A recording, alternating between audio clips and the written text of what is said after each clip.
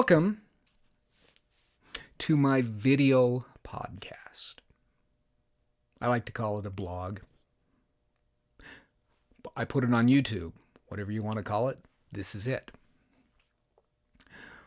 I'm going to just show some of the little setup that I use for my blog.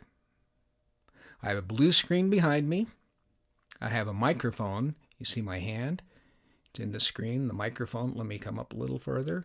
See where my hand goes off a frame. Now I'm touching it right now. So my microphone's barely out of the frame. And I've got a bunch of different lights on because lighting is important. And if I put my hand up, we shouldn't see a shadow on the blue screen behind. And hopefully I've done a fairly decent job at doing that. And hopefully my face is lighted up. It's a little brighter on one side than the other. I was going to set up another light and I forgot. I'm a Toastmaster. Belong to Toastmasters International. And we give lots of speeches. But this is the 21st century. And my stupid furnace just turned on. So when the furnace turns on, I don't want to record because then you hear more and more wind noise. And maybe I should leave this in my blog just to show the difference of what the wind noise sounds like. The furnace is started, and there's the fan. Listen to this wonderful noise. So I wait until the furnace is stopped. So I'll have to have a take two. I'm sitting in the same spot that I was before. Now you can see my microphone. You can see my blue screen behind me, but you see also background stuff. The setup that I've used for my camera, it's a Panasonic. It's just an HD camcorder, and it does not have an audio input of any kind. It has a microphone on it, but there's no way I can run this microphone signal into the camera. So I'm recording this microphone into my computer, and then in post-production I'll sync them together, and I clap my hands 3 times so that I can see the peak and line them all together. Because I do have audio on the camera, it just doesn't sound very good, nearly as good as this nice microphone. I'm going to scoot up. Now I'm a lot louder. I need to adjust the gain on my preamp. Use this is a large diaphragm condenser microphone. They sound really good. And if I get up really close, they sound awesome. But I didn't really want it to show in the frame most of the time. And on my previous 2 videos, I didn't have it show in the frame, but it was still only a foot away from my mouth.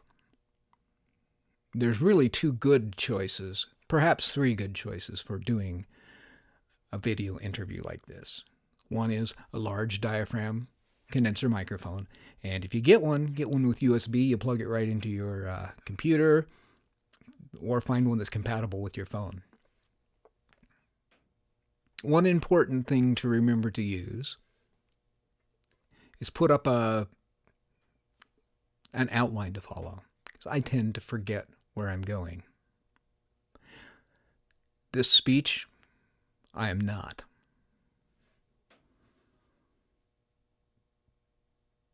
And I don't know where to go. Sound is very important. We could have bad video, but if you can't understand what I'm saying, if it's mushy, if it's crackly, if you hear the wind or the air conditioner or heater running and hear that constant buzz and hum and hiss in the microphone, it's less enjoyable. A nice, crisp, clear mic signal is the best thing, so pay attention to that. Use a condenser microphone. Use a lavalier that you can put on your clothing, or if you want to hide it, just off screen. They give you good sound too. Just be careful not to brush up against it. Or you can use a shotgun mic over the camera. They work really well too. Built-in microphones in cameras, not so good. You're better off not using that. But if you do, control the sound in your room. Don't do it when it's windy outside, unless you have a dead cat, which is a windscreen. They work best on shotgun microphones, but if you can get one on your camera, that's great.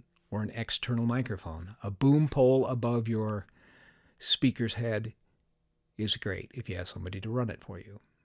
This mic is on a normal mic stand with a boom.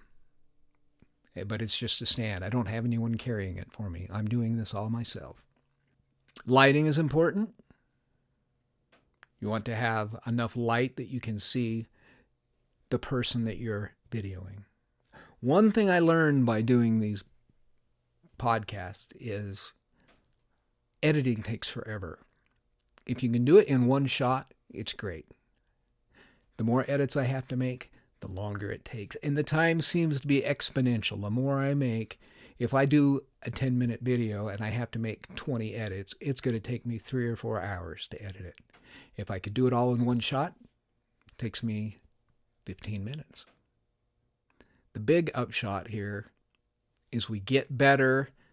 We can watch the video on how to do video and audio.